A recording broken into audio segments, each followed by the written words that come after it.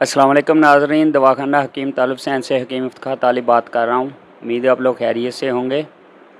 आज आपको मैं बताऊँगा कि जो छोटे बच्चे होते हैं, नौज़ायदा बच्चे या छोटे बच्चे 3 से 5 साल के, 7-8 साल के भी बल्कि, कि उनकी कब्ज़ का बेहतरीन इलाज क्या है, कैसे आप देसी तरीके से घर में उनकी कब्ज़ वाला मसला जो है वो ठीक कर सकते हैं। अच्छा, जो छोटे बच्चे होते हैं अगर उनको कब्ज़ का मसला हो तो उनको आप सुबह के वक़्त आंवले का मुरब्बा खिलाएँ।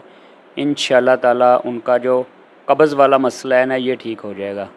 आंवले का मुरब्बा देंगे सुबह के वक़्त, 1 दाना दे दें। अगर छोटा बच्चा है 2 साल से छोटा है उसको हाफ़ दाना दे दें। अगर 2 साल से बड़ा है तो उसको 1 दाना दें, तो इंशाअल्लाह ताला उसका जो कब्ज़ वाला मसला है ना, वो ठीक हो जाएगा। उम्मीद है आपको मेरी ये वीडियो पसंद आई होगी। अल्लाह ताला आपको सेहत और तंदुरुस्ती दे। मज़ीद मशवरे के लिए दिए गए नंबर पे कॉल और व्हाट्सएप भी कर सकते हैं। ओके, अल्लाह हाफ़िज़।